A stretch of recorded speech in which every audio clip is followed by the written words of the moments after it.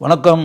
Cine mini major சந்திரகாந்த்னு சொல்லி K Balachander sir direct பண்ணி ஒரு அருமையான திரைப்படம் திரைக்கு வந்து இன்றைக்கி வர பட உலக ரசிகர்களுடைய உள்ளங்களில் ஆழமான இடத்தை பிடித்து அந்த திரைப்படம் வாழ்ந்து கொண்டிருக்கு. இது எல்லாமே எல்லாருக்கும் தெரிஞ்ச விஷயம். இந்த மேஜர் சந்திரகாந்த் திரைப்படத்துக்கு பின்னாடி ஒரு மிகப்பெரிய கதை இருக்குது. என்ன அப்படின்னா, கே பாலச்சந்தர் சார் வந்து மேஜர் சந்திரகாந்த்ன்ற பேரில் ஒரு கதையை எழுதி நாடகமாக இயக்கினார். கே பாலச்சந்தர் இயக்கத்தில் நாடகமாக நடத்தப்பட்டு பெரிய அளவில் வெற்றி பெற்ற நாடகம். அந்த நாடகத்தில் மேஜர் சந்திரகாந்த், அந்த சந்திரகாந்த்ன்ற கதாபாத்திரம் இருக்குல்ல, அதில் நடித்தவர் சுந்தர்ராஜன். அதில் தான் மேஜர் சுந்தர்ராஜன். இந்த கதாபாத்திரத்தில் நடித்ததுனால தான் அவர் மேஜர் சுந்தர்ராஜன் அப்படி வச்சுக்கோங்க. இப்போ பாலச்சந்தர் சார் வந்து இந்த நாடகமாக நடத்தி பெரிய அளவில் பெயரையும் புகழையும் இந்த திரைப்படம் வாங்கி விட்டது. அப்படின்ன பிறகு இந்த நாடகத்தை பார்த்த ஒரு நித்திய கல்யாணி மூவிஸ் அப்படின்ற ஒரு பட நிறுவனம் இதை வந்து படமாக்குறதுன்னு முடிவு பண்ணி கே பாலச்சந்தர்கிட்ட கேட்டு நாங்கள் திரைப்படமாக ஆக்கணும்னு நினைக்கிறோம் அப்படின்னு சொல்லி அந்த நித்திய கல்யாணி ஃபிலிம்ஸ் அவங்க வந்து பாலச்சந்தர் சார்கிட்ட கேட்டு பாலச்சந்தர் சாரும் அதை படமாக்கக்கூடிய உரிமையை அந்த நிறுவனத்திற்கு தந்து விட்டார். தந்த பிறகு அது திரைப்படமாக எடுக்கப்பட்டது. அந்த திரைப்படத்தை இயக்கியவர் அருமையான பல திரைப்படங்களை இயக்கி இருக்கக்கூடிய பி. மாதவன், அவர் தான் டைரக்ட் பண்ணார். அந்த படத்தில் அந்த மேஜர் சந்திரகாந்த்ங்கள அந்த மேஜர் சந்திரகாந்த் கதாபாத்திரத்தில் நடித்தவர் நடிகர் திலகம் சிவாஜி கணேசன். இது யாருக்குமே தெரியாது, அதனால தான் இந்த விஷயத்தை நான் சொல்கிறேன். மேஜர் சந்திரகாந்த் திரைப்படத்தில் மேஜர் சுந்தரராஜன் நடித்தது தான் உங்களுக்கு தெரியும், ஏன்னா அந்த திரைப்படத்தை தான் நீங்கள் பார்த்தீங்க. நடிகர் திலகம் சிவாஜி கணேசன் மேஜர் சந்திரகாந்தாக நடித்தார் அப்படின்றது உங்களுக்கு தெரியுமா? நடிகர் திலகம் சிவாஜி கணேசன் நடித்திருக்கிறார். பல நாட்கள் படப்பிடிப்பு நடந்திருக்கிறது. பல காட்சிகளை படமாக்கி இருக்கிறார்கள். பி. மாதவனை இயக்கியிருக்கிறார். இந்த படம் எடுக்கப்பட்டு பல காட்சிகள் படமாக்கப்பட்டு பல நாட்கள் படமாக்கப்பட்ட பிறகு என்ன காரணமோ தெரியவில்லை, அந்த படம் அதற்கு மேல் வளரவில்லை, நின்று விட்டது. இதற்கிடையில் கே பாலச்சந்தர் பட உலகிற்குள் நுழைந்து உங்களுக்கே தெரியும், எம்ஜிஆர் நடித்த தெய்வத்தாய் படத்திற்கு அவர் தான் வசனம் உரையாடல் எழுதினார். அதான் பாலச்சந்தருடைய கலை உலக பிரவேசத்தினுடைய முதல் படம் தெய்வத்தாய் திரைப்படத்திற்கு. அதுபோல நடிகர் திலகம் சிவாஜி கணேசன் நடித்த நீலவானம் திரைப்படத்திற்கு பாலச்சந்தர் சார் வந்து உரையாடல் எழுதினார். இது முன்னாடி ஏற்கனவே நடைபெற்ற சம்பவம். அதுக்கு பிறகு பாலச்சந்தர் சார் வந்து நீர்க்குமிழி திரைப்படத்தை இயக்கினார், நாணல் திரைப்படத்தை இயக்கினார். இந்த 2 திரைப்படங்களையும் இயக்கிய பிறகு அதுபோல் சர்வசுந்தரம் வந்து பாலச்சந்தருடைய கதை படமாக எடுக்கப்பட்டது. கிருஷ்ணன் பஞ்சி இயக்கினாங்க. இது ஒரு பக்கம் இருக்கட்டும். பாலச்சந்தர் இயக்கத்தில் நீர்க்குமிழி நாணல் இது 2 வந்த பிறகு பாலச்சந்தர் இயக்கிய 3வது திரைப்படம் மேஜர் சந்திரகாந்த். ஏன்னா சிவாஜி நடித்து அந்த படம் எடுக்கப்படவில்லை, நின்னதுனால இவர் ரைட்ஸ் எல்லாம் கொடுத்தால் கூட பாலச்சந்தர் வந்து இந்த திரைப்படத்தை வந்து தானே இயக்குவது அப்படின்னு முடிவு பண்ணி மேஜர் சந்திரகாந்த் படத்தை பாலச்சந்தர் இயக்குனார்.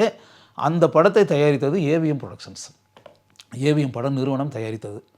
அந்த படத்தில் மேஜர் சுந்தர்ராஜன் மேஜர் சந்திரகாந்த் கதாபாத்திரத்தில் நடிக்க, ஏவிஎம் ராஜன் முத்துராமன் சகோதரர்களாக நடிக்க, சுந்தரராஜனுடைய மகன்களாக நடிக்க, ஜெயலலிதா கதாநாயகியாக நடித்தார், ஜெயலலிதாவுடைய அண்ணனாக நாகேஷ் நடித்தார். இதெல்லாம் ஒரு பக்கம் இருக்கட்டும். இதுக்கு இடையில் ஒரு சம்பவம் என்னென்னா, அந்த நாடகத்தை சிவாஜி நடிக்க பி. மாதவன் டைரக்ட் பண்ணார்ல, அதே மாதிரி ஒரு இந்தி பட நிறுவனம் வந்து இந்த நாடகத்தை பார்த்துட்டு நாங்கள் வந்து இதை இந்தியில் எடுக்கணும்னு சொல்லி நினைக்கிறோம் அப்படின்னு பாலச்சந்தர் மேஜர் சந்திரகாந்த் டைரக்ட் பண்ணுறதுக்கு முன்னாடியே ஊஞ்சே லோக் அப்படின்னு சொல்லி அந்த படத்துக்கு பேர் வச்சு இந்தியில் அந்த படத்தை எடுத்திருக்காங்க. அங்கே வந்து இருக்கக்கூடிய ஒருத்தர் அந்த படத்தை டைரக்ட் பண்ணியிருக்காரு. மேஜர் சந்திரகாந்த் கதாபாத்திரத்தில் அங்கு நடித்தவர் அசோக் குமார், அருமையான நடிகரான சீனியர் ஆக்டர் அசோக் குமார் அந்த கதாபாத்திரத்தில் அங்கு நடித்து அந்த படம் வெற்றி படம். அதுக்கு பிறகு பாலச்சந்தர் என்ன பிரச்சனைனா, இப்போ தமிழில் படத்தை டைரக்ட் பண்ணின்னு இருக்குல்ல, அந்த ஹிந்தி படம் ஓடின பிறகு அவங்ககிட்ட பெர்மிஷன் வாங்கிக்கிட்டு இந்த கதையை வந்து நாங்கள் தமிழில் பண்ணுறோன்னு சொல்லிட்டு உரிமையை வாங்கி பாலச்சந்தர் வந்து டைரக்ட் பண்ணியிருக்காரு மேஜர் சந்திரகாந்த். அதில் வந்து வி. குமார் அந்த படத்துக்கு இசையமைச்சார். அதில் வந்து அப்படியே கல்யாண சாப்பாடு போடவா தம்பி கூடவா அந்த பாட்டெல்லாம் எந்த அளவுக்கு பாப்புலரான பாட்டு அப்படின்றது உங்களுக்கு தெரியும்ல. அது அந்த பாட்டு பெரிய அளவில் அப்போ வந்து மக்களால் கேட்கப்பட்டு ரசிக்கப்பட்ட ஒரு பாடல் அப்படின்ற ஒன்று இருக்கு இல்லையா. அது பிறகு ஒரு நாள் யாரோ அப்படி ஒரு அதில் வந்து ஜெயலலிதா பாடுற மாதிரி ஒரு பாடல் காட்சி வரும். இது ஒரு பக்கம் இருக்கட்டும். அந்த படம் எடுக்கப்பட்ட பிறகு அந்த சூசைட் பண்ணின்னு இருக்கு இல்லையா, அந்த விஷயம் வந்து ஜெயலலிதாவுக்கு அதில் உடன்பாடு இல்லை. கே பாலச்சந்தர்கிட்ட வந்து அவங்க வந்து இந்த தற்கொலை பண்ணி இறந்துறதுன்னு இருக்குல்ல, அது வேணுமா, அது எனக்கு அவ்வளோ உடன்பாடு இல்லை, அது கொஞ்சம் மாற்ற முடியுமான்ற மாதிரி ஏதோ கேட்டிருக்காங்க. கே. பாலச்சந்தர் வந்து அப்படி இப்போ நான் சொல்கிறத கேட்டு நடக்கக்கூடியவரை, அந்த சூசைட் பண்ணுறது தானே அந்த கதையினுடைய பெரிய முக்கியமான மேட்ரு. அதுக்கு பிறகு தானே கதையினுடைய டேர்னிங்கே. தங்கச்சியினுடைய மரணத்திற்கு காரணமான இளைஞனை தீர்த்து கட்டுறது எப்படின்னு சொல்லி நாகேஷ் வந்து அண்ணனாக இருக்கக்கூடிய நாகேஷ், அதாவது காமெடி நடிகராக இருந்த நாகேஷ் வந்து சீரியஸ் ரோலில் நடித்த படம் இல்லையா? அந்த எப்படி வந்து அந்த தன்னுடைய தங்கையின் மரணத்துக்கு காரணமான அந்த கயவனை எப்படி தீர்த்து கட்டுவது அப்படின்னு சொல்லி நாகேஷ் அப்படிப்பட்ட ஒரு முயற்சியில் எப்படி படத்தினுடைய செகண்ட் ஹாஃபில் இறங்குறாருன்றதான படமே. ஆக்சுவலாக இவங்க வந்து சூசைட் பண்ணுறதை வந்து இதை மாற்ற முடியுமான்னு கேட்டிருக்காங்க. பாலச்சந்தருக்கு அது உடன்பாடு இல்லை ஏற்கனவே நம்ம என்ன பண்ணி வச்சுருக்கோமோ அதுதான் அப்படின்ற மாதிரி சொல்லிட்டாரு. அதில் ஜெயலலிதாவுக்கு ஏதோ கொஞ்சம் மனசுக்குள்ளே விருப்பம் இல்லைன்னு நினைக்கிறேன். விருப்பம் இல்லாமலே நடிச்சிருக்காங்க. இது ஒரு பக்கம் இருக்கட்டும். அதனால தான் கே. பாலச்சந்தர் பின்னாடி ஜெயலலிதா சிஎம் ஆனதெல்லாம் பின்னாடி, அதுபோல் பட உலகத்தில் 20 வருஷத்துக்கு மேலே ஃபீல்டில் இருந்திருக்காங்கல்ல, அந்த 20 ஆண்டுகளில் கூட கே. பாலச்சந்தர் தான் இயக்கிய எந்த திரைப்படத்துலையுமே ஜெயலலிதாவை ஒப்பந்தம் செய்யவே இல்லை. ஜெயலலிதா கே. பாலச்சந்தர் இயக்கத்தில் நடித்த ஒரே படம் மேஜர் சந்திரகாந்த் ஒன்று தான். காலங்கள் கடந்து ஓடிப்போச்சு.